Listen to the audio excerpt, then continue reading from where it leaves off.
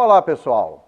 Que bom estar de volta com o nosso programa Sim para a Literatura, nesse início de primavera, e poder contar com a sua companhia. Portanto, nesse momento de pandemia, fica em casa, proteja a sua saúde, seja responsável com a vida dos seus familiares, se acomode na poltrona e curta junto comigo.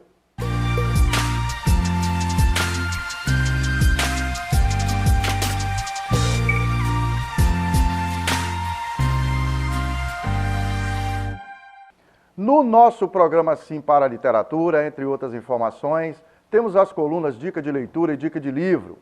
Temos também as colunas O Livro da Minha Vida, Apaixonados pela Leitura, a participação de telespectadores, além de entrevista e muito mais. E quero mais uma vez convidar vocês para conhecer o nosso canal no YouTube, Paixão pela Leitura, comigo, Professor Pereira. Nesse canal nós publicamos vídeos com dica de leitura de livros que estão à disposição da população no acervo de bibliotecas públicas de municípios da região, para que professores, estudantes e seus familiares se sintam motivados para pegar esses livros e ampliar seu universo de leitura. Nesta edição, vamos juntar pessoas de várias gerações para falar sobre o universo da leitura, comemorando o Dia Nacional do Livro, que tem data marcada em 29 de outubro.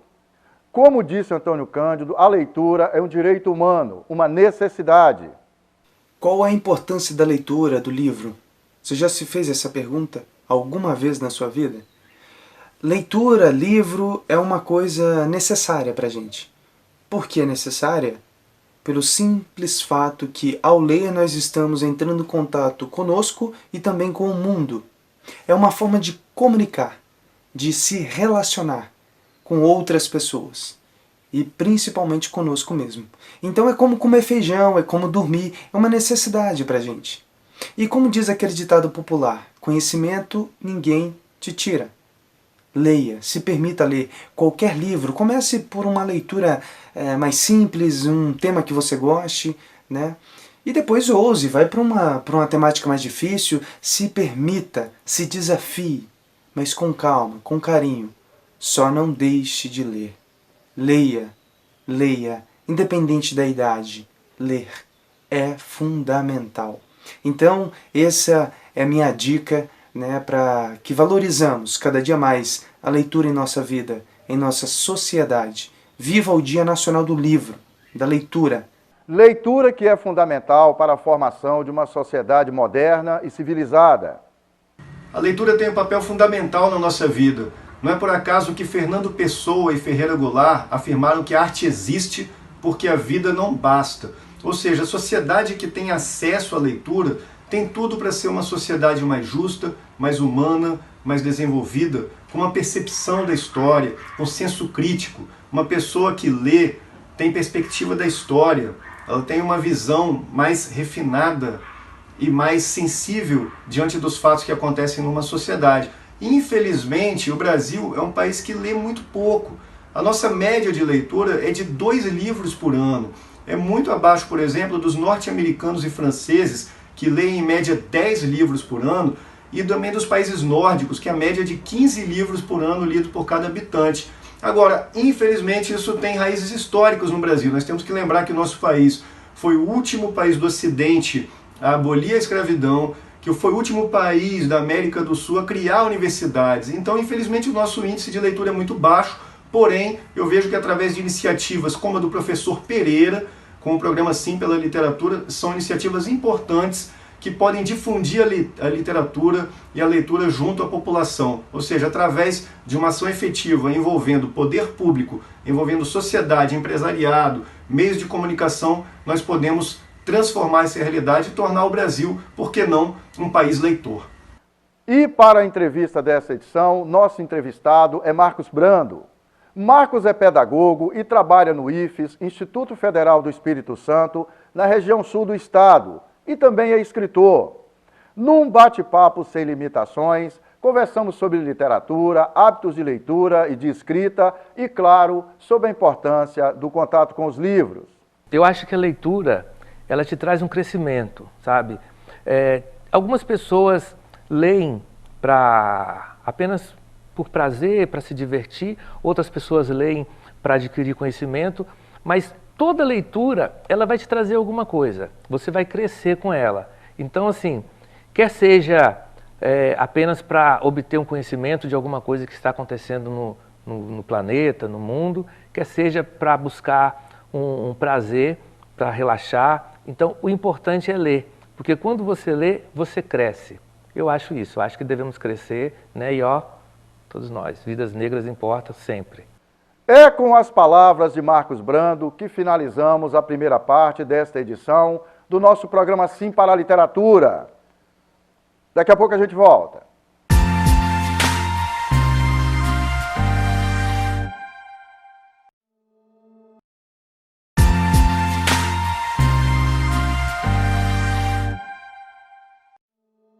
Estamos de volta com o nosso programa Sim para a Literatura e é muito bom continuar na sua companhia. E para fortalecermos esse afeto e o contato com o livro, nosso parceiro de caminhada, é importante colocarmos em prática alguns comportamentos. Então vamos para a nossa coluna Dica de Leitura.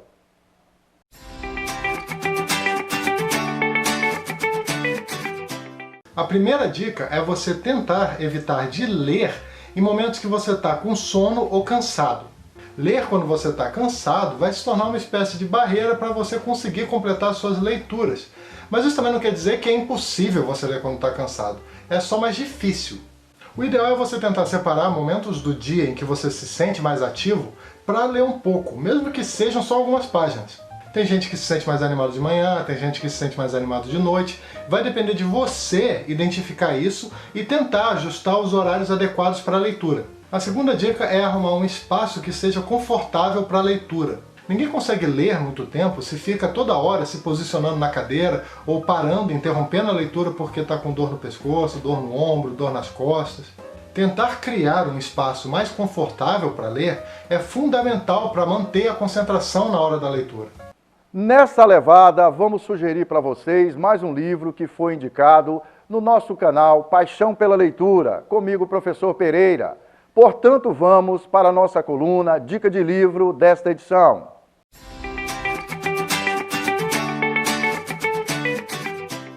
Olha, pessoal, na Dica de Livro desta semana, eu quero convidar vocês para conhecer e ler dois livros cujas histórias são muito legais. O primeiro livro, Vidas Secas, escrito pelo memorável escritor alagoano Graciliano Ramos, conhecido como Velho Graça no mundo literário. Esse romance ele foi publicado em 1938. Vidas Secas retrata a vida miserável de uma família de retirantes sertanejos, que é obrigada a se deslocar de tempos em tempos para áreas menos castigadas pela seca. Essa família tem como pai o Fabiano, a mãe sim a Vitória e os dois filhos, que não têm nome na história, e que são tratados como filho mais velho e filho mais novo, e a cachorra Baleia, que é tratada como membro da família e que na história pensa, sonha e age como se fosse gente. E também, pessoal, o livro O Velho e o Mar, escrito pelo escritor norte-americano Ernest Hemingway, que morou muitos anos em Cuba.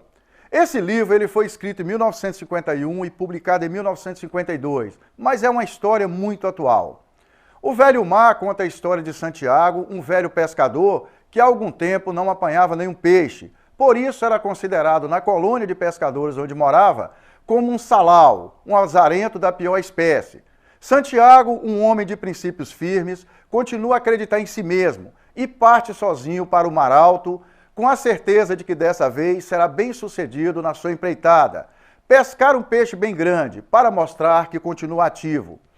Trata da história de um homem na solidão do alto mar, com seus sonhos e pensamentos, com sua luta pela sobrevivência, com sua inabalável confiança na vida e na possibilidade de superação.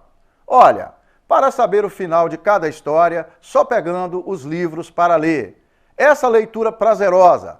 Procurem esses livros principalmente nas bibliotecas públicas do seu município, no seu círculo de amigos, na sua relação com seus professores. Já na nossa coluna Apaixonados pela Leitura, vamos de Prêmio Nobel de Literatura 2020, poesia premiada na veia.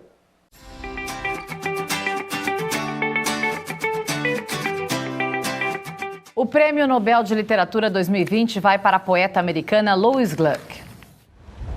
O anúncio foi feito nesta manhã em Estocolmo pela Academia Sueca. A autora, que vive em Nova York, foi premiada, segundo a instituição, por sua inconfundível voz poética, que com beleza austera torna universal a existência individual. Lois Glick, de 77 anos, é considerada uma das poetas contemporâneas mais talentosas dos Estados Unidos. Estreou na literatura em 1968. Escreveu 12 coletâneas de poemas e de alguns volumes de ensaios sobre o fazer poético. Ao longo da carreira, recebeu prêmios importantes como o Pulitzer e o National Book Award. Em 2015, ela recebeu do presidente Barack Obama a Medalha Nacional de Artes e Humanidades. Nas suas obras, ela recorre frequentemente à mitologia greco-romana, à natureza e à história para refletir sobre o cotidiano e a vida moderna. E evidenciando também a participação das novas gerações nesse papo de leitura. Então vamos para a nossa coluna Participação de Telespectadores.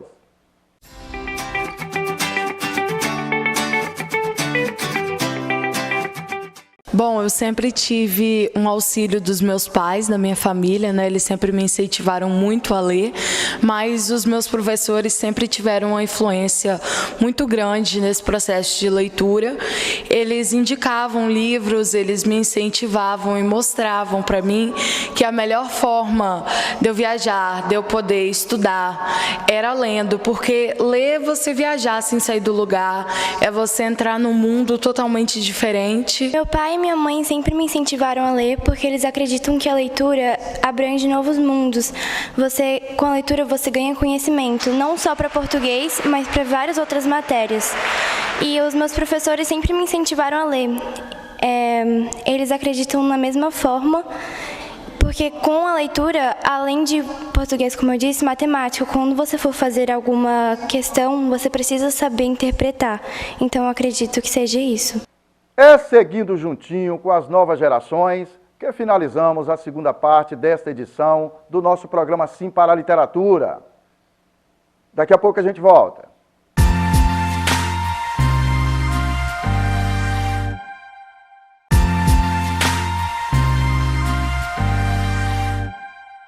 Estamos de volta com o nosso programa Sim para a Literatura e é muito bom continuar na sua companhia.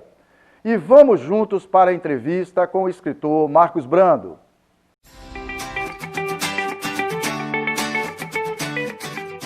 Marcos, você é escritor e trabalha na área de educação. Então a gente vai tratar, o foco dessa entrevista vai ser nesses dois setores. Como é que a leitura aconteceu na sua vida, Marcos? Lá, pequenininho e tal. Foi família, foi na escola, como é que aconteceu? Então, Zé, Pereira, né? Melhor dizendo. Então, Pereira, eu venho de uma família numerosa, mas que as pessoas da família elas não tinham muito acesso à educação. Mas tínhamos em casa uma estante pequena, até artesanal, mas assim, abarrotada de livros. E tão logo eu comecei a aprender a ler, acho que serviu de alívio para os meus tios, que eles me apresentaram uma coisa chamada dicionário. Né? Então tudo que perguntava para eles, tem um dicionário ali. Mas ao visitar o dicionário, eu me deparava com alguns livros na estante. Então, eu comecei a ler aqueles livros e fui me interessando. E o que me provocou também esse prazer pela leitura?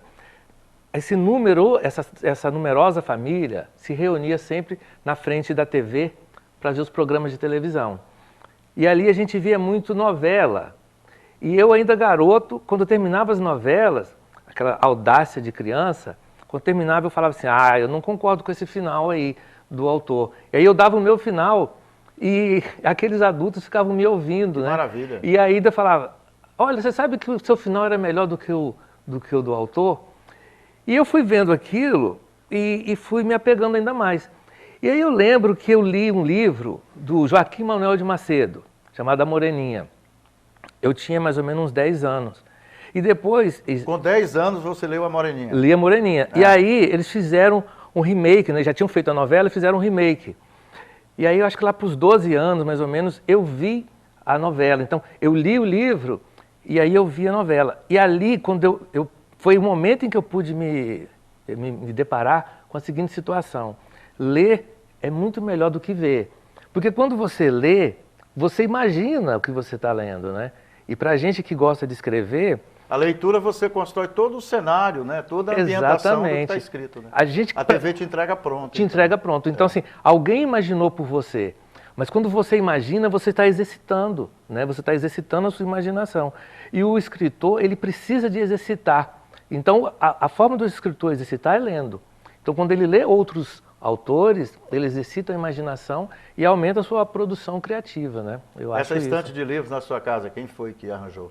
Então, como eu te falei, eles não tinham um grau de instrução, muito dos melhores, né? Porque, dada a situação da época, mas eu tinha um tio, que era o caçula, então, assim, os que vinham depois iam tendo mais condição. Esse tio tinha essa condição.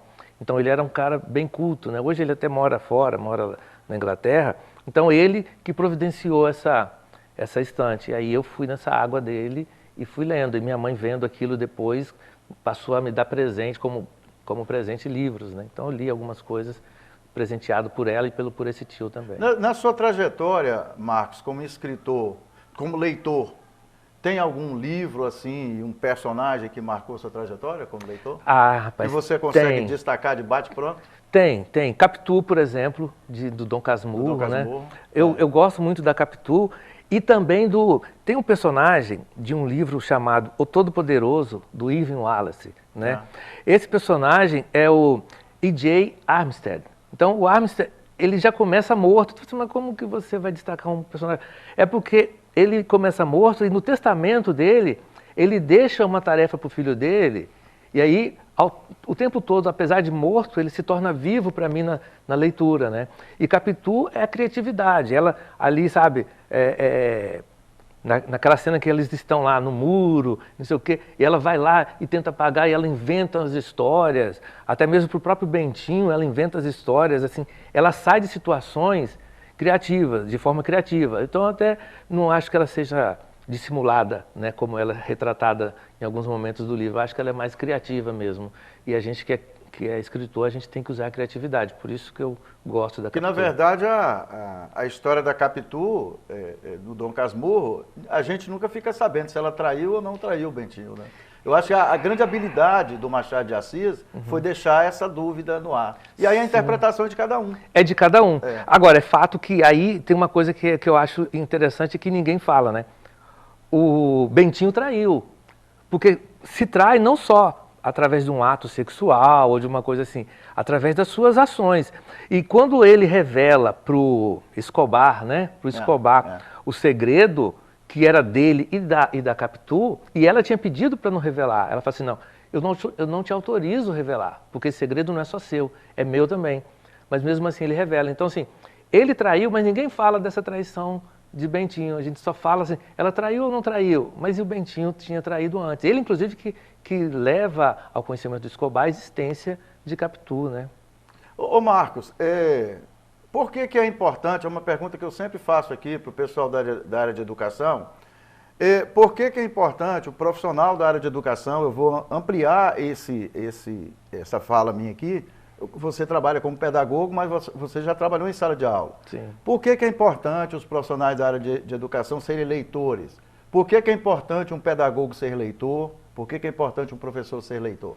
Então, a leitura não é importante apenas pela aquisição do vocabulário, né? Como nós tínhamos falado daquela questão de você melhorar a sua imaginação, e aí eu disse que, paralelo a isso, né, consequentemente, melhora a criatividade. E o professor, o pedagogo, ele está o tempo todo tendo que lidar com a própria criatividade, porque na sala de aula, você está ali na frente de 40 alunos, você precisa usar da sua criatividade. Então, a leitura, sabe, ela faz com que a gente aprenda, e aprenda a fazer a leitura de mundo, assim como Paulo Freire nos diz, a leitura de mundo, vendo outras falas, vendo falas de outros escritores. Até porque, por exemplo, Platão diz que o livro é um mestre que fala, mas não responde, né? Então, quando você lê, você busca essa resposta dentro de você. Então, para um professor, para um pedagogo, para os educadores, é importante você ter em mente essa coisa de ler para que você encontre as suas respostas e então você consiga fazer o seu trabalho da melhor forma. De que forma que o seu hábito, né, o seu prazer, a sua paixão pela leitura vem contribuindo para o seu trabalho como escritor, Marcos? Olha, então, é como eu falei, a questão da criatividade, né, que eu busco através da própria leitura, né, então isso contribui porque eu quando escrevo, por exemplo, se eu estou escrevendo, eu tenho uma certa dificuldade em escrever, por exemplo, um romance e ler um romance. Eu procuro, quando eu estou escrevendo um romance, eu ler um outro tipo de gênero. Outro gênero. Poesia, fantasia. E quando eu estou escrevendo fantasia, aí sim, aí eu posso ler um romance. Mas assim, toda leitura que eu faço, ela contribui porque ela me enriquece, sabe? Ela me permite criar, sabe? Ver como que o autor colocou. E às vezes, claro, tem situações em que você lê e que você faz uma crítica pensando em você. Você fala assim, poxa, eu não quero escrever dessa forma, porque dessa forma me cansou, dessa forma não foi legal. Então isso me ajuda também como escritor. Quantos livros você escreveu, Marcos? Então, eu escrevi As Razões das Pedras, né, que está aí na sua mão. A gente vai mostrar aqui para o telespectador. A Fada de Algodão, até só para mostrar esse protótipo aqui, na verdade ele vai vir agora com essa roupagem. Mas a Fada de Algodão... Esse livro já foi publicado? Ele foi publicado numa versão infantil, né? Só que as pessoas começaram a me pedir para fazer uma versão não tão infantil, porque gostaram e tal e tal. E a Fada de Algodão, ele na verdade, eu não sei se na sua época, Pereira, tinha isso na escola. Eu tinha o maior medo de ir ao banheiro, porque tinha a história de que a mulher de algodão aparecia no banheiro e matava as crianças. A mulher de algodão era uma professora que tinha sido assassinada por 3 alunos e cortaram essa professora e retalharam, botaram algodão. E eu achei muito injusto, assim, poxa, a professora passou a ser a vilã, ela agora que... Não, a gente precisa mudar essa história. Aí vamos falar Razões das Pedras. Das Pedras, né? Para o nosso telespectador conhecer. Isso. Razões das Pedras, né? Quem lê, por exemplo, quem já leu Carlos Drummond de Andrade sabe que pedras nos textos de Drummond de Andrade é o problema, né? É o problema. Isso, eu já começo... No meio do caminho existia uma pedra, Isso. Né? É clássico do Drummond, né? Clássico do Drummond. Então aqui, Razões das Pedras, eu gosto de escrever meus livros colocando já alguma coisa no título, né? Para fazer pensar. Então, Razões das Pedras, os motivos dos problemas, por que esse problema, por que isso acontece? É um romance onde tem várias situações... Tem várias situações em que o leitor, quando lê, ele se vê envolvido nas situações. E aí algumas pessoas entram em contato comigo e falam assim, poxa, eu chorei muito naquela cena porque aconteceu algo igual. Poxa, eu gostei muito desse personagem. Eu odiei o personagem tal, e aí eu acho massa porque é um personagem para ser odiado mesmo, então foi cumprido, né? Isso prova que o personagem foi bem construído. Foi bem construído. E assim, e tem várias situações, sabe?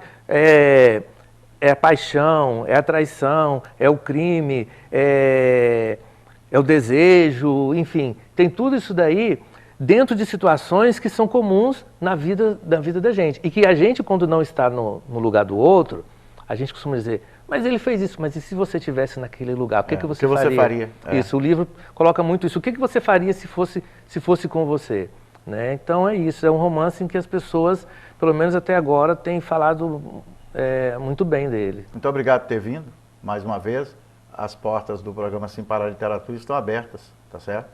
Eu agradeço, Pereira, eu que agradeço, foi uma honra ter participado, te conheci pela primeira vez, mas assim, pela primeira vez pessoalmente, mas já conhecia o seu trabalho e admiro bastante o que você faz, então você está de parabéns. Inegável que há um direito à literatura na medida em que se aceita a literatura como um bem incompreensível.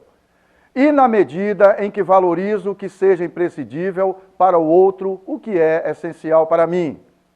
É com o espírito degustando esse papo de leitura que finalizamos essa edição do nosso programa Sim para a Literatura. Caros telespectadores, foi um prazer e um sinal de prestígio contar com a sua audiência nesta edição do nosso programa Sim para a Literatura. Para que vocês tenham acesso às edições anteriores e aos vídeos do programa, acessem youtube.com/Sim para a Literatura. Entre em contato conosco através do e-mail simparaliteratura@gmail.com. Agradecemos o prestígio da sua audiência. Saudações poéticas e literárias e muito obrigado.